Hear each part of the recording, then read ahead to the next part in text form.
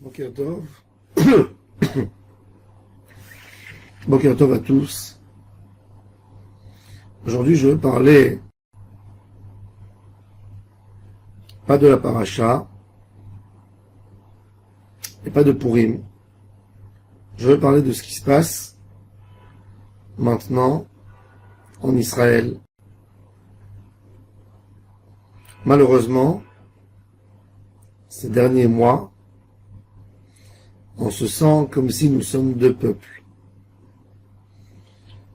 Pas seulement deux peuples ennemis. Quand on voit tout ce qui est écrit d'un groupe sur l'autre, on se pose la question, est-ce que nous sommes un peuple? On voit des gens qui souhaitent à d'autres qui ne pensent pas comme eux la mort, le pire. Ça ne donne pas un sentiment que nous sommes un peuple. Le Ham Israël, toutes les générations, sa force était son union. Echad, Ham Echad, sa fraternité, son dévouement les uns pour les autres. C'est la seule chose qui symbolisait Ham Israël plus que tout. Quand le Ham Israël n'a pas ça, il ne justifie pas son existence. Ham Israël ne justifie pas son existence en faisant des mitzvot. Chaque peuple monothéiste fait des mitzvot. Ham Israël justifie son existence quand il est uni. Le Sabbat de Kelem disait que l'homme est venu dans ce monde pas pour Ben Adam la Makom, pour Ben Adam la Chavero. C'est dur pour moi de parler, très dur. Très dur de parler parce que j'ai tellement peur qu'il y a tellement de machloket que même ces paroles que je dis, les gens vont pas les accepter, ils vont dire pourquoi tu dis ça, tu ne sais pas. Je me pose la question, est-ce que c'est nécessaire de parler? Mais on peut pas s'empêcher de parler quand on voit que le feu est en train de brûler tout. Si on ne parle pas, Kadosh Baruch Hu va nous demander pourquoi vous n'avez pas parlé. Notre rôle à nous de Rabbanim, c'est de faire entendre notre voix et de crier.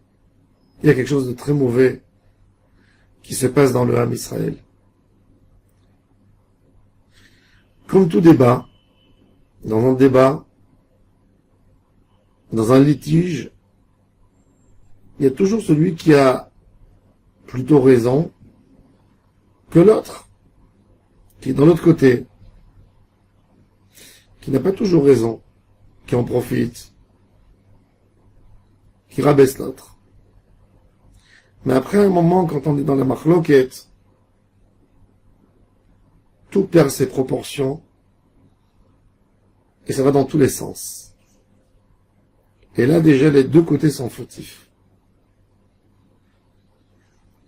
Parce que chacun a agi d'une manière beaucoup plus rigoureuse, beaucoup plus violente.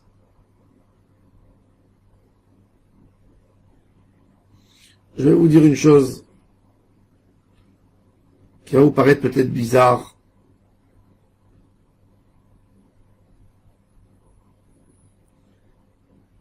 Il a dit, le sabbat de Kelem, que si Beth Amikdash, l'envie des Juifs, de 2000 ans, doit être construit. Et pour être construit, ça fera un chagrin, ça va vexer, ça va faire mal à un Juif. Eh ben, on ne construit pas Beth Amikdash. Vous avez compris? On ne construit pas Beth Amikdash si ça viendra sur le compte d'un Juif. Si ça fera mal au cœur, si ça va vexer un Juif, D'abord on s'occupe, mais on ne construit pas Beth Amikdash. J'entends des paroles pour la réforme, contre la réforme. À vrai dire, je n'ai pas une opinion claire là-dessus. Moi, je souhaite que les dynimes de la Torah s'installent et s'instaurent dans le Ham Israël. Mon avis n'intéresse personne. C'est un avis personnel. Moi, je parle de tout ce qui va autour. Tout ce qui va autour, c'est devenu normal de parler les uns sur les autres. J'entends des gens qui disent que les gauchos sont pas des juifs. Des gens qui ont fait leur alliance en Israël, qui se sont jamais battus pour Israël, n'ont même pas fait l'armée, qui parlent des gens qui ont perdu des membres de leur famille, que les cimetières militaires sont pleins d'eux, comme les autres, et de leur dire, si vous n'êtes pas content, vous partez d'ici. Israël n'est pas à vous. Allez voir les Arabes. C'est gentil, des phrases comme ça. Tellement méchant. Tellement de haine. Et ça, c'est des petites phrases. Il y a des phrases beaucoup plus dures. Où on va avec tout ça? Où on arrive avec tout ça? On a rendu notre environnement pas agréable. Notre espace public est devenu un endroit où on ne peut pas marcher tranquillement. Est-ce que c'est ça ce que Akadosh Baruch Hu veut de nous? C'est comme ça qu'on pense qu'on peut plaire à Hachem? Un homme qui parle comme ça, comment il peut dire à Hachem dans la tefila, il dit j'aime tous les gens de Ham Israël? Avant de dire la tefila de Shachrit, on dit Areni ohev kol echad mi Israël kenafshi uchemeodi. Je propose à ces gens qui ont été atteints par cette machloket de supprimer ce texte de leur prière, de supprimer de leur texte Veni anachnu vetzetzaenu vetzetzei kol amcha bet Israël kulanu yodei shemecha, parce qu'ils ne souhaitent pas aux Juifs d'être tous connaisseurs du nom d'Hachem.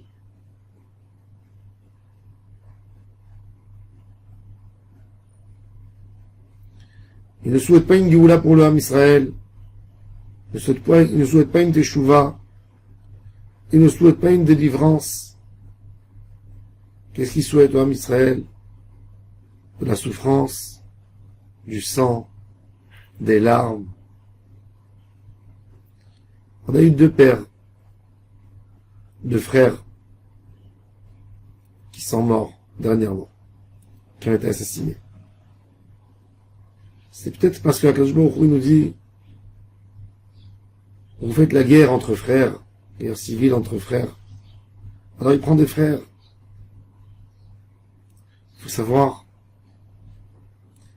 les gens s'imaginent qu'ils vivent dans un endroit serein. Celui qui regarde, celui qui a lu un peu l'histoire du Ham Israël, il voit qu'il y a des fleuves de sang et de larmes qui nous attendent. Il faut savoir une chose. 2 ans avant la destruction du second temple. 2 ans, pas plus. 1 an. Jérusalem était merveilleuse. C'était un endroit où, d'après les témoignages, à l'époque de Agrippa, pendant Pessah, il y a eu 12 millions de pèlerins juifs qui sont venus à Jérusalem. Quelle capacité énorme, quelle puissance de ville, qui peut accueillir 11 millions de touristes. Vous imaginez la force et la puissance de cet endroit? 1 an après, Jérusalem est devenue de la cendre, détruite. Est-ce que c'est ça ce qu'on veut, nous? Kadosh Baruch Hu nous a ramené de l'exil après 2000 ans d'exil. 2000 ans de pogrom, inquisition, croisade, assassinat de juifs, où la vie d'un juif ne vaut rien, d'une Shoah. Et on n'a rien compris. Celui qui voit bien, il voit qu'il y a une menace réelle sur l'État d'Israël. Le plus grand danger, plus grave que le nucléaire iranien, c'est ce qui se passe entre nous maintenant.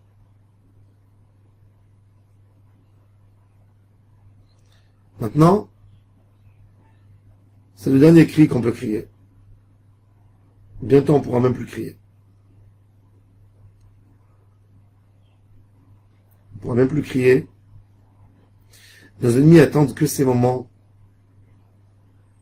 pour nous envahir et pour nous détruire. On sera déjà détruit.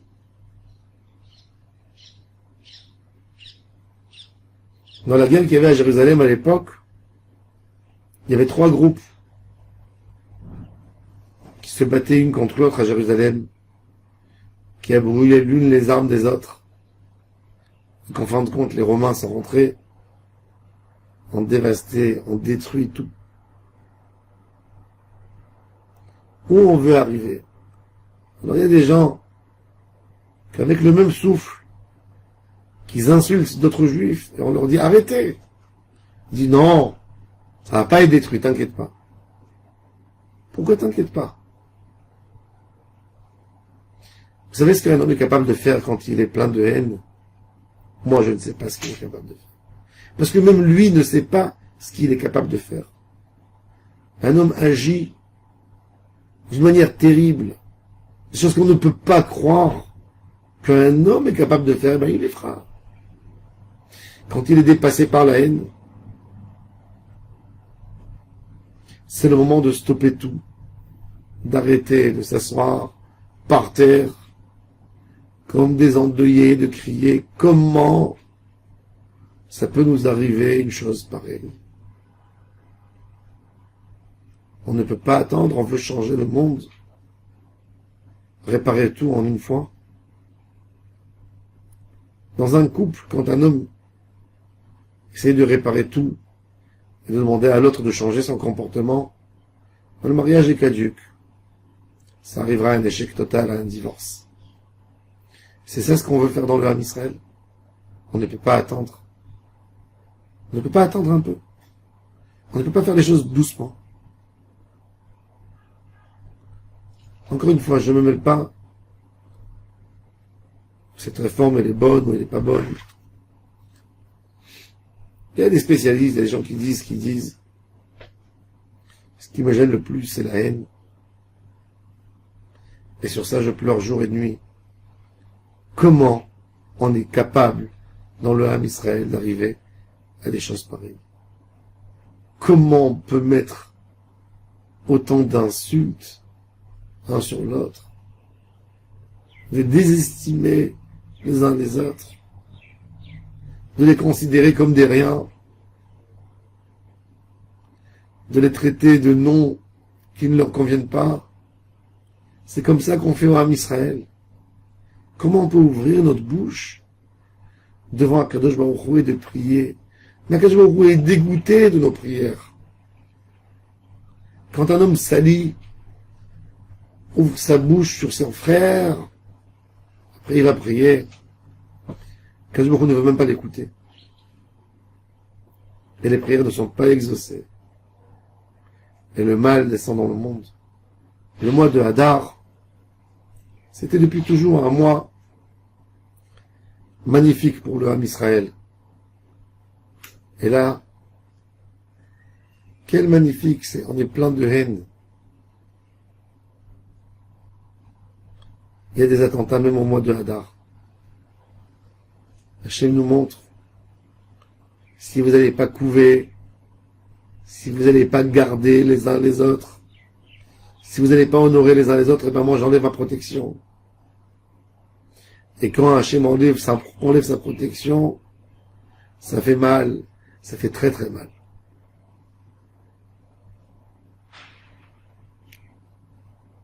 Faut tout arrêter. C'est pas la question maintenant. Est-ce qu'ils ont raison de faire cette réforme ou ils n'ont pas raison?